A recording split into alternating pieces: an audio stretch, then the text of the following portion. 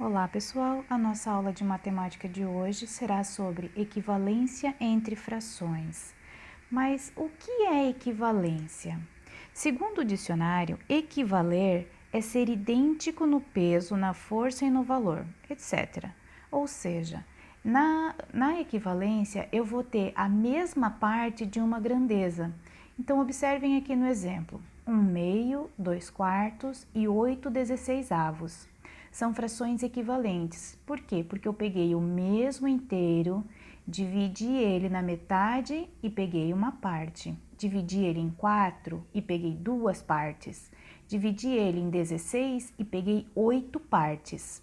Então, aqui eu tenho uma equivalência de frações. Mas e aí eu não tenho desenho? Como eu vou saber se a fração é equivalente ou não? Vejam aqui nesse exemplo: 1/2, 2/4, 3/6 e 4/8. Como eu vou saber que essas frações são equivalentes? Eu vou olhar o meu numerador e o meu denominador. Então, vejam, 2 eu multipliquei por 2 e obtive 4. O 1 eu multipliquei por 2 e obtive 2. Ou seja, a segunda fração é o dobro da primeira fração.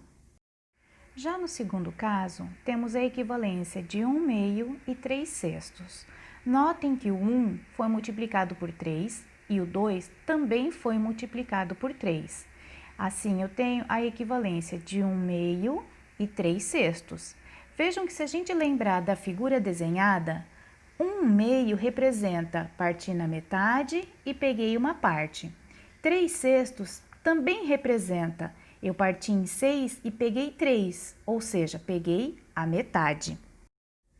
Já neste caso aqui, temos a fração 1/2 e a sua equivalência de 4/8. Notem que aqui eu multipliquei por 4. 1 vezes 4, 4. 2 vezes 4, 8.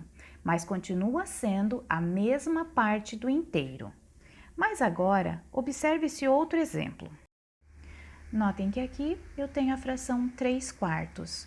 Se a gente olhar a parte do denominador, eu vou perceber que eu multipliquei o 4 pelo 3 e obtive o denominador 12. Então, para eu encontrar o meu numerador, eu também vou precisar multiplicar pelo 3. Lembra que a prof disse? Esse número tem que ser sempre igual. Eu não posso usar números diferentes para obter uma fração equivalente. Então, quando eu faço essa multiplicação, eu encontro o numerador 9. A fração 3/4 é equivalente à fração 9/12. Mas aí a prof dá uma atividade em que aparece esse tipo de fração.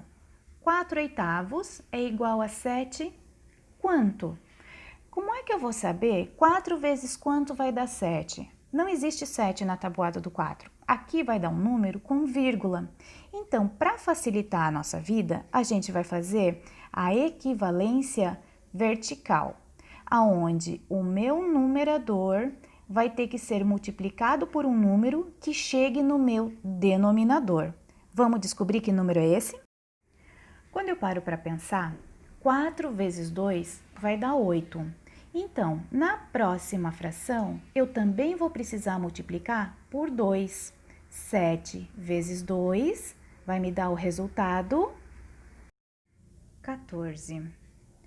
Mas aí eu me deparo com esse tipo aqui de pergunta. 4/6 é igual a 6 o quê? Onde eu não consigo ver 4 vezes quanto vai dar 6 e nem na vertical 4 vezes quanto que também vai dar 6. E agora, o que a gente faz? Vou te explicar, olha como é fácil. Eu vou pensar aqui na multiplicação diagonal. Então, como eu não tenho nenhum número de denominador embaixo do 6, eu vou procurar a diagonal onde eu consigo fazer a multiplicação, que é 6 vezes 6. Vai me dar 36. Se eu sei que nessa diagonal eu tive 36, na próxima diagonal eu vou ter que pensar num número que também me dê 36. 4 vezes quanto vai dar 36? Ou eu também posso pensar 36 dividido por 4 vai dar quanto? Já sei que é 9. Então, eu posso descobrir a minha fração equivalente fazendo esse tipo de multiplicação também. 6 vezes 6, 36. 4 vezes 9, 36. aonde o produto de uma diagonal ele vai ter que ser sempre igual ao produto de outra. Se você fizer essa multiplicação e não der o mesmo resultado, significa que essas frações não são equivalentes. Viu como não é tão complicado? Espero ter ajudado você a entender um pouquinho mais sobre equivalência de frações. Beijinhos virtuais.